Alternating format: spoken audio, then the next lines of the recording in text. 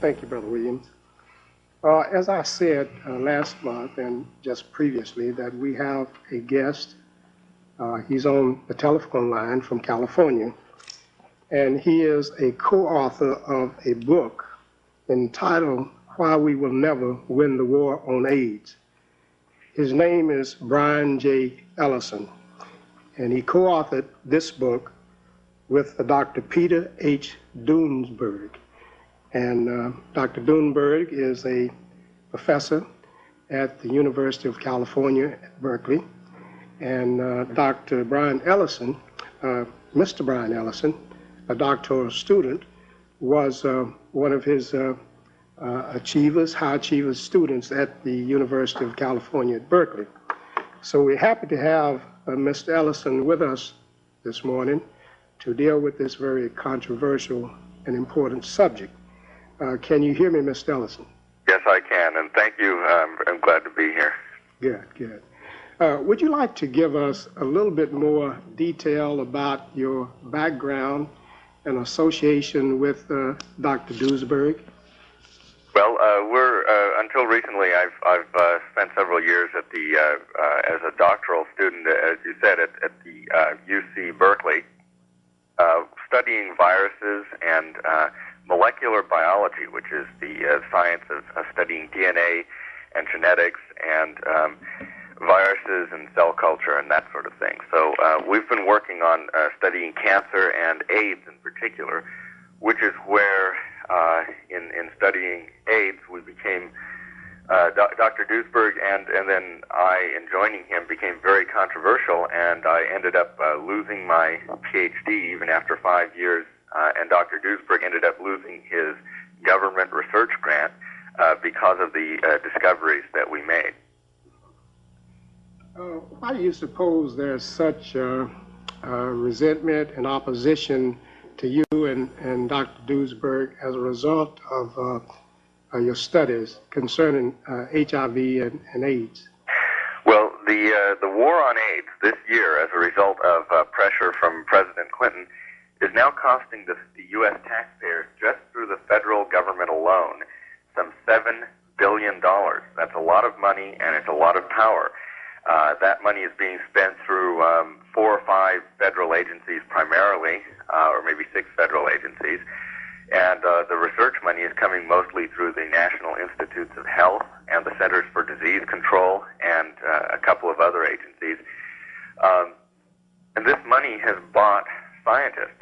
Scientists do not necessarily search for truth anymore. In fact, mostly scientists will research and come to whatever conclusions they can get grants for and money. And in 1984, it was declared by the federal government at a press conference that AIDS, the AIDS epidemic and the AIDS disease, was caused by a particular virus that we now call HIV.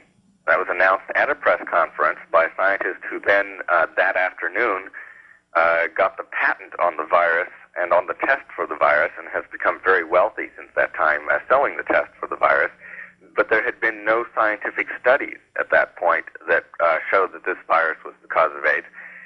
And indeed, we're saying that since then, no studies have ever emerged to show that HIV is actually the cause of AIDS.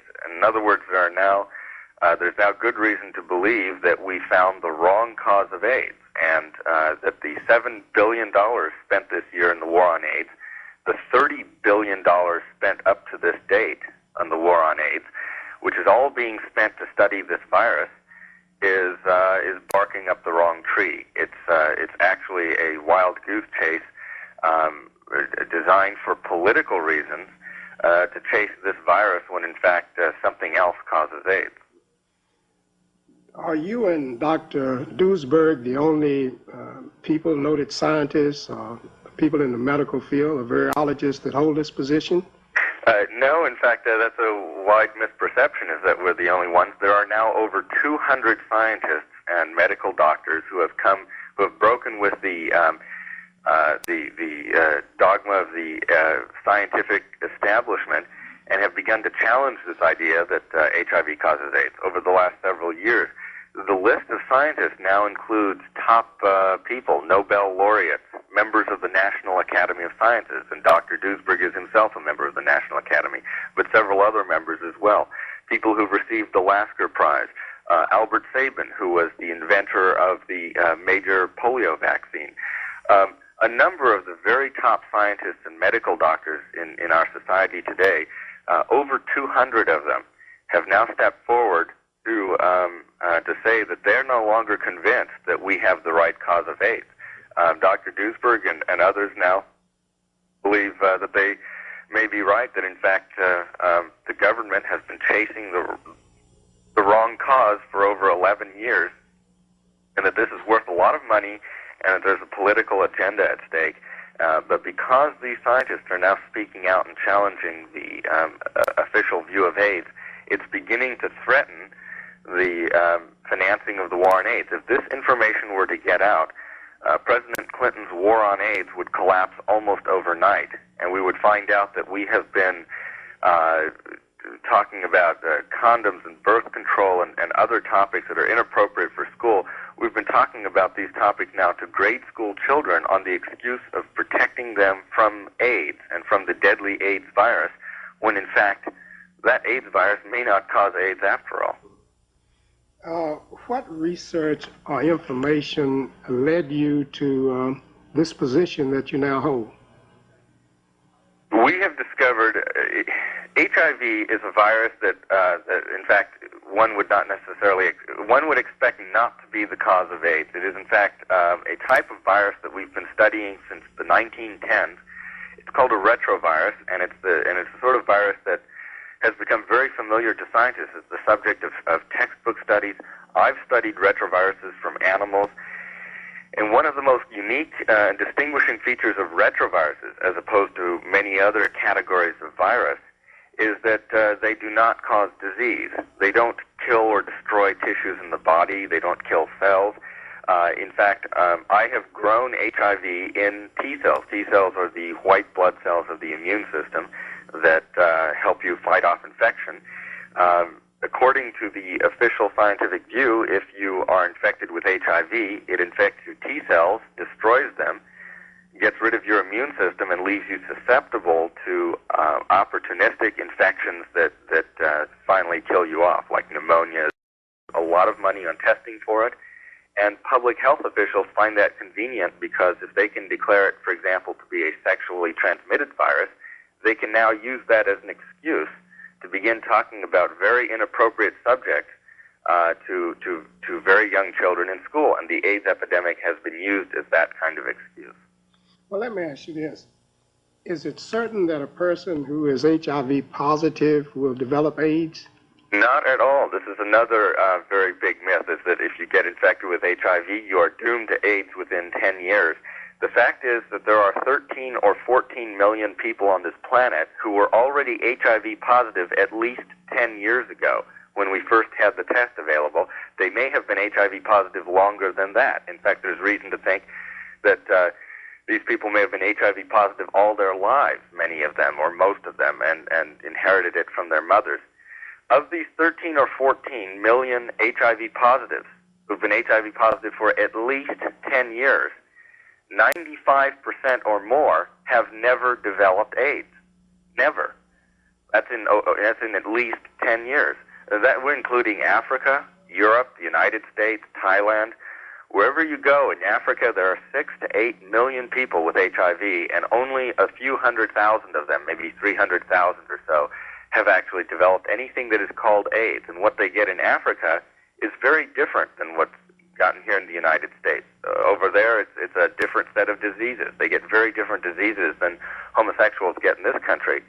But because they're HIV positive, the diseases they have are being renamed AIDS instead of being referred to as the traditional diseases that they used to be.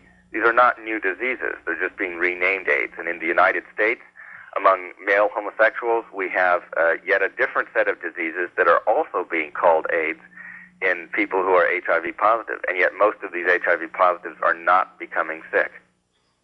Let me see if I understand you. You're saying that there are people who are HIV positive in Africa. I think I read a case of some a group of people in Africa who are HIV positive and they had never developed AIDS? Well, in fact, almost all the Africans with who are HIV positive have never developed AIDS. Part of what has to be remembered here is that we've only had maybe 250, 300,000 Africans developing what's called AIDS, and 6 to 8 million who are HIV positive, and that's in 10 years. So that would be, what would that be? About 1 in every 30 of the 6 to 8 million Africans with HIV.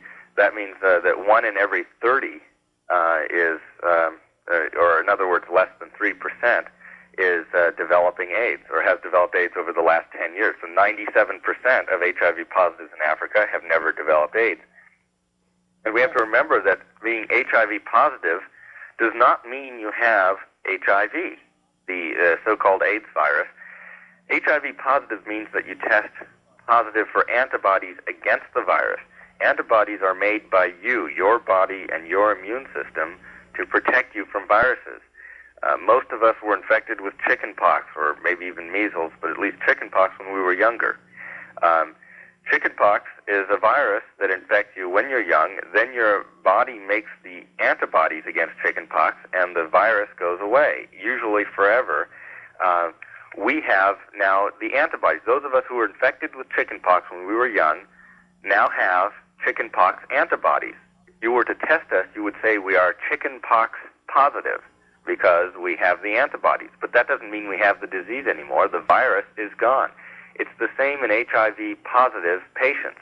These are patients who no longer have HIV. Their bodies were infected years ago. They overcame it. Now they have only the antibodies left. It's as if they were vaccinated now against it, just as we might be measles positive because we were vaccinated against measles. So you wouldn't expect this virus to cause disease. Once you're antibody positive, you should be fine. But scientists, for billions of dollars, they've been willing to turn upside down all the rules of science and biology to pretend that now if you have antibodies against a virus, that somehow suddenly means that instead of being protected, you're now doomed. So what you're describing, and I think you used the term in the ad, that this is a great scam, that some people are really dying as a result of false information? Yes, there are two ways in which this is happening. We believe, of course, that if we've got the wrong cause of AIDS here, HIV, then the real cause of AIDS is not being warned about.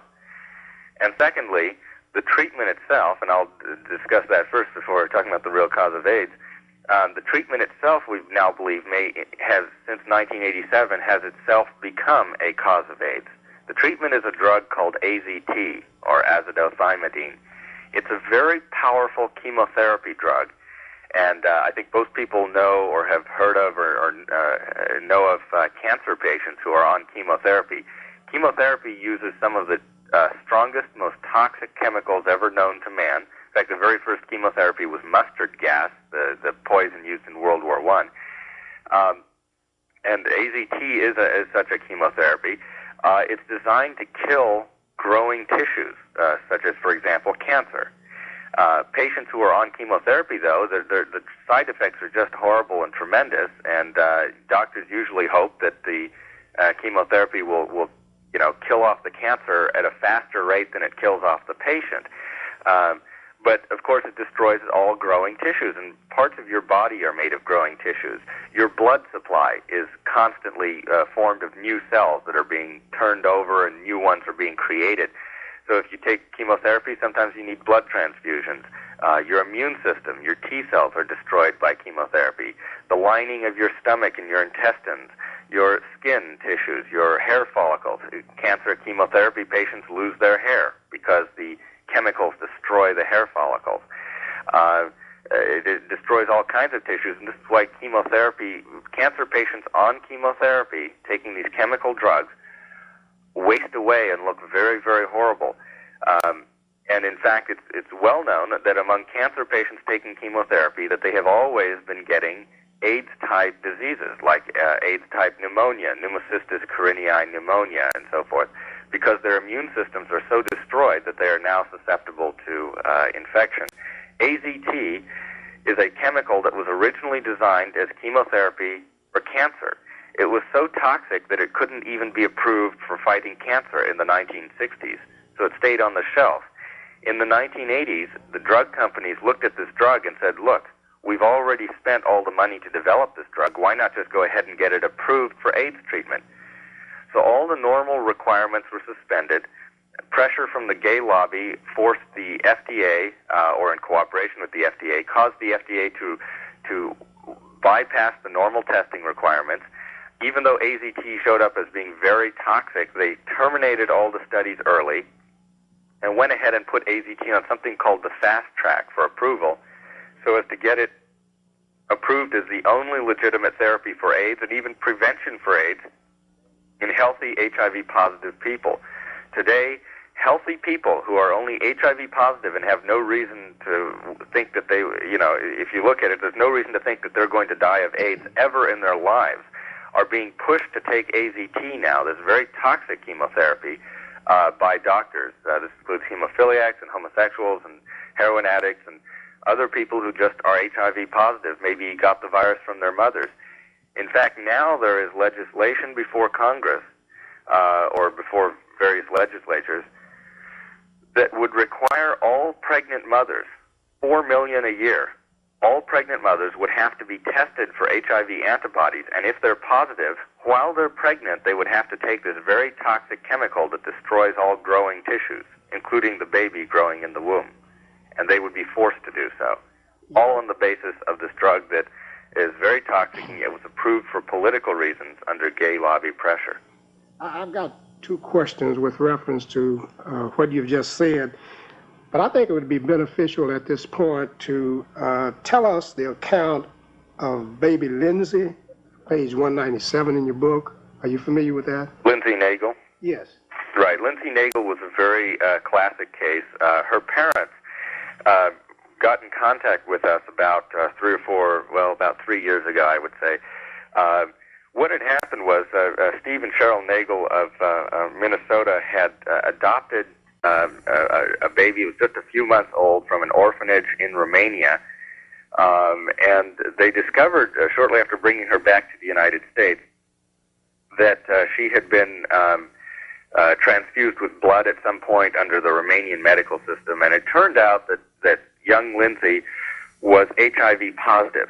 She had the antibodies against HIV, so at some point she had been infected with HIV, just probably when she was only days or weeks old as a baby. She was not suffering any symptoms of AIDS, but once the doctors found out that the baby was HIV positive, the first thing that happened at the University of Minnesota Medical Clinic and Children's Hospital is that the doctors began very shortly putting young Lindsay on AZT. The effect was rather dramatic. Young Lindsay began to, she stopped growing at some point because, again, this chemotherapy destroys growing tissues, and a baby is entirely made of growing tissues. Young Lindsay stopped growing. She began developing severe leg cramps. Her diet, her appetite disappeared. She began getting side effects and symptoms that were related to AIDS, and she began suffering. The doctors blamed her symptoms on HIV, not on their treatment, of course. But the parents began to become more and more concerned, and when they finally heard about this controversy with over 200 scientists now questioning whether HIV even causes AIDS, and most of us declaring that AZT is a very toxic and dangerous chemical that should never have been approved, and that is now the standard of treatment for AIDS patients, and we believe is actually causing AIDS in those people. When they found out about that, they decided to take young Lindsay off of AZT secretly without the doctor knowing. As soon as they took young Lindsay off AZT, which she had been on for over a year, she immediately began recovering. Leg cramps went away. She began growing. Her AIDS-like symptoms disappeared overnight. And we have other studies, by the way, on other AIDS patients. When you take them off AZT, they immediately begin recovering from AIDS once they stop taking AZT. And this is now beginning to concern more and more doctors who are even the most establishment medical doctors now who refuse to question HIV as the cause of AIDS are beginning to get very worried about this drug and thinking maybe it shouldn't be pushed so hard, but there's a lot of politics behind it. So the Nagels took young Lindsay off of AZT. She began recovering. The doctor praised Lindsay's progress and said, keep her on that AZT, it's starting to work. And then shortly thereafter found out that Lindsay had been taken off AZT and was quite furious. And in fact, the doctors began threatening Mr. and Mrs. Nagel with even having the child removed from their care and put in a foster home and so forth. And fortunately, the Nagels have fought this off politically and were able to protect their daughter, who just is about 3.5 years old now and is growing and finally doing well and come back on the chart and seems to have recovered, fortunately, without too much permanent damage from the medical treatment. She's HIV positive and doing well. I would imagine that the legal fallout as a result of this knowledge becoming, say, known to people who have lost relatives and friends as a result of this AZT treatment would be tremendous. Yes, in fact, Burroughs Wellcome, the international pharmaceutical company that produces AZT, has taken 2 steps to try to protect itself politically and legally from what they see as impending legal action and political action against them. Number one is they have done something called corporate shielding. They've taken the division that produces AZT and incorporated it as a separate corporation so that once it's sued, that the parent company will be protected. Secondly, what they have done is in the last 6 to 7 years, Burroughs Wellcome has dispersed now millions of dollars, and I do mean millions of dollars, to AIDS activist groups, almost entirely to gay rights organizations. The gay rights movement has been built in the last 6 to 7 years largely off of money from pharmaceutical companies like Burroughs Wellcome, and now from 2 or 3 other companies that also produce very similar and very toxic AIDS drugs, very much like AZT, has been sending this money to ACT UP, known as the AIDS Coalition to Unleash Power, ACT UP, and other gay rights organizations. Some of these organizations you read about in the news that demonstrate and cause riots and attack people are being funded by these pharmaceutical companies, and in some cases receive millions of dollars from these companies, which has in effect ensured the full cooperation of the gay rights movement in cooperating with continuing to keep pressure on the federal government to keep AZT legal and even to promote it and push it as forcible treatment. Even though you might think offhand this is not in the interest of homosexuals, but the point is the gay rights movement is completely bought and paid for by the pharmaceutical industry, and that has accomplished 2 things. A, it protects AZT politically and legally, creating a lobby on its behalf, and second, of course, the gay rights movement has become a powerful legislative force in the last few years, precisely because they've made this pact with the AIDS industry. Mr. Ellison, I'm sure Brother William has some questions in a few minutes, but I'd like to ask you this. What about the behavioral implications that are mentioned? We know that AZT could be one cause of people's immune system being destroyed, but what are the behavioral things that impact a person getting AIDS? Okay, well, the question, of course, would be what has been causing AIDS since even before AZT was introduced. AZT has probably caused a good percentage of AIDS cases to this day, but originally the AIDS epidemic showed up among homosexual men in 1980 and 81, long before AZT was approved or used for treatment. And the question is, what was happening to them?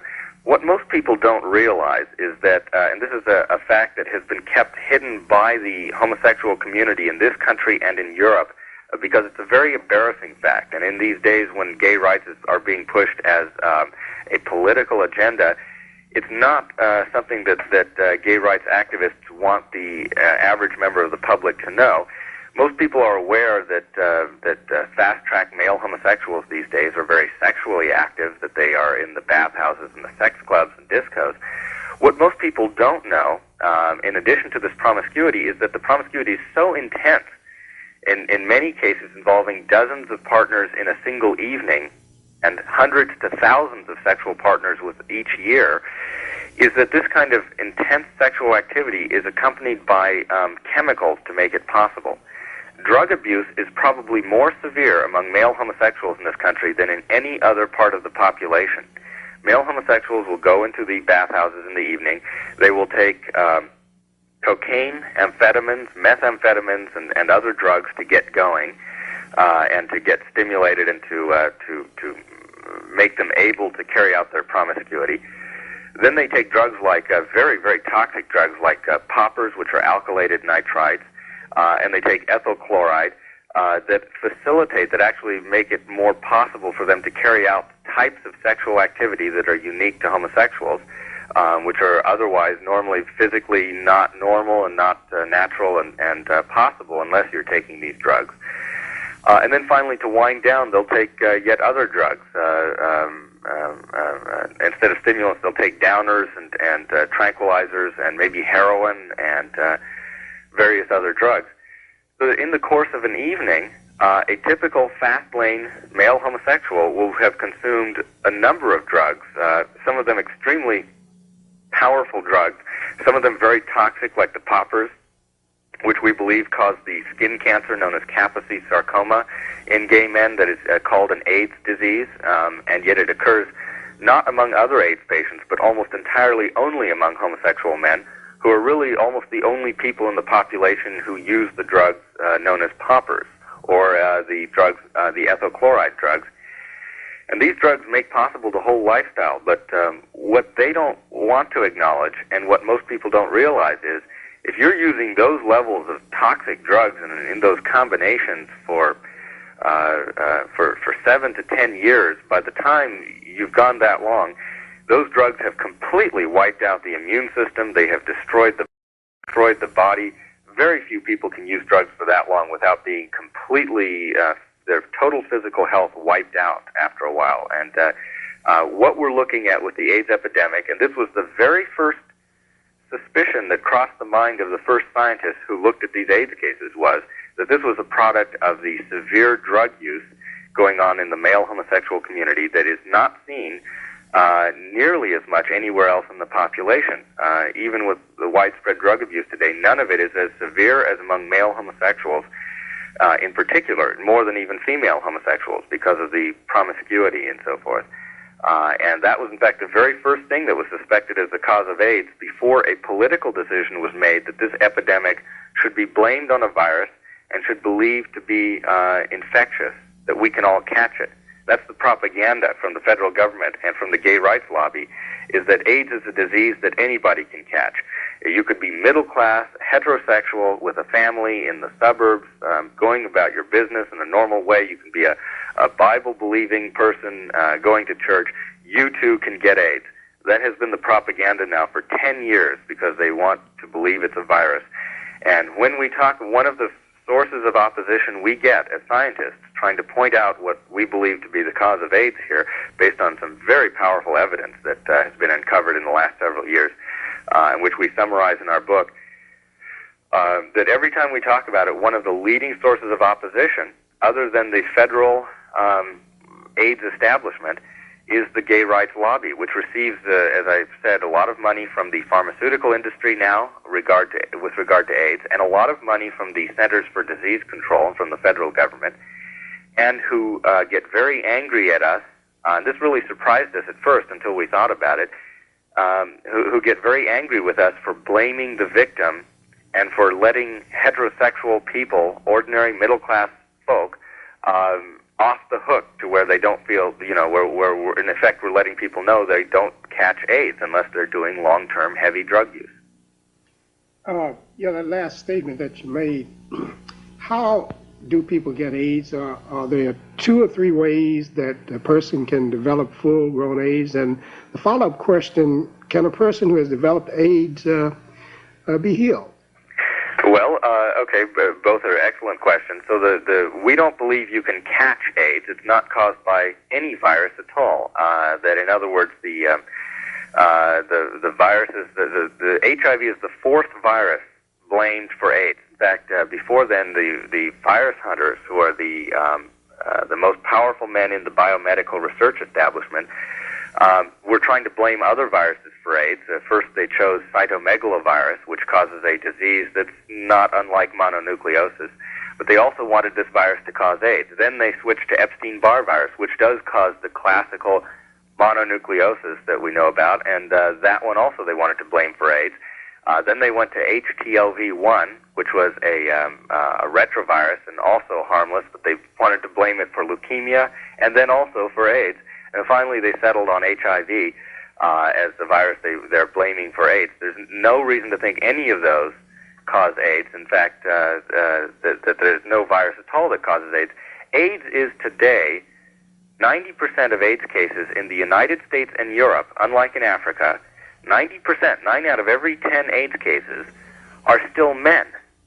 They're still men. This is unbelievable. This is not something you see in a venereal disease or a sexually transmitted disease or in the flu or any other disease that you can catch. All other transmitted diseases, sexually transmitted or flus or colds or anything else, are 50% men, 50% women within a very short period of time.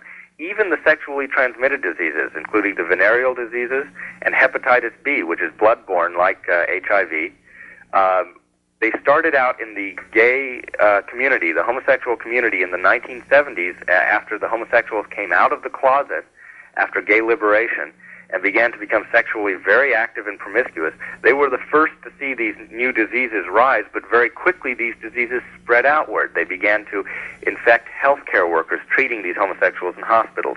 They began to go through prostitutes. They began to spread into the sexually active heterosexual population. That part of the population that's sexually active began to catch the disease. And within a couple of years, every one of those diseases became equal between men and women. And yet AIDS, after 15 years, is still 9 out of every 10 AIDS cases occurring in men. That is a dead giveaway that this is not caused by a virus, and it's not transmissible. It's something in the lifestyles of the people who are developing AIDS. If you look at those lifestyles, again, over 90%, maybe 94% of people who are developing AIDS in the United States or Europe are either homosexual men using large numbers of drugs for 10 years. I mean lots and lots of drugs. Or they are heroin addicts, who are the second most severe group of drug addicts, who are injecting drugs, cocaine or heroin, through needles right into their bloodstream. And again, that's the hardest core point of drug use. That's the end point after a person has tried all kinds of other drugs. That's the point at which they're ready to die, and that covers 94% of all AIDS cases in the United States and Europe. And then there are a few others of people who simply happen to have a tuberculosis or a pneumonia that gets renamed AIDS because the person also, by coincidence, happens to be HIV positive. And now in the last 7 to 8 years, we've been adding a number of AIDS cases through the AZT treatment. So we believe it's almost entirely drugs for almost everybody in the Western world. This is a classic case. Greg Louganis, who was recently referred to as having AIDS. Greg Louganis was, in fact, a very active homosexual and probably used quite a few drugs himself. Well, we're going to go to our telephone line, and if you'd like to call in and ask Mr. Bryan Ellison some questions, feel free to do so. Brother Williams, do you have any questions at this time? I just had one question in particular, and that is you kept referring to HIV and that it's not caused or related to AIDS per se. How does one get HIV? What is that? What causes it? That's a very interesting question. HIV is a virus that can spread like viruses do, and if HIV caused AIDS, then you would see AIDS spreading out of the risk groups the way the virus can spread out of the risk groups. HIV, as I said earlier in the show, is has infected about 13 or 14 million people worldwide. And the interesting thing, one of the things we have learned about retroviruses like HIV in animals and in humans over the last 80 years or 85 years that we've studied these viruses is that in general, in nature, these things are transmitted mother to child during pregnancy, so that when the child is born, it's already infected with the retrovirus. This is possible because these viruses are so harmless, particularly these retroviruses, are so harmless that it never causes a disease. So you could be born with it, you'll never suffer disease, and you'll grow up to have your own children who will catch the virus, and it goes on and on like that. It is otherwise, unless you get it at birth, it's very difficult to transmit. So we believe that the great majority of people in the world, and probably just about everyone in Africa who has the virus, these people inherited it from their mothers, who in turn inherited it from their mothers. And we have good reason to believe that this virus is many centuries old in Africa and has never caused a problem there. And it's still not causing an AIDS epidemic there. We have some diseases associated with malnutrition and starvation over there that are being renamed AIDS, but they're different diseases than the homosexuals get in our country. And in fact, these are diseases that have been known with or without HIV in Africa for a long time. And many AIDS patients in Africa, if you simply feed them, some of them just do not get even adequate food. They're dislocated from civil war and strife and lack of food and access to food and other things. If you just feed them, many of them recover from what is called AIDS. But HIV there is probably transmitted mother to child during pregnancy. It probably happens quite a bit in this country too. There are about 1 million people in this country who are HIV positive. Most of those probably got it from their mothers during pregnancy. Now, if you are very sexually active, like a male homosexual in this country, then you finally begin to get a serious chance of picking up HIV too, because if you're having 1,000 partners a year or more, well, now the risk begins to go up, and so the homosexuals who are extremely promiscuous are the major group in this country that are beginning to spread HIV amongst each other sexually, but that's a very difficult thing to do. So the fact that HIV is very common among homosexuals is just a testament to the fact that they are so sexually active that even they can start spreading the virus.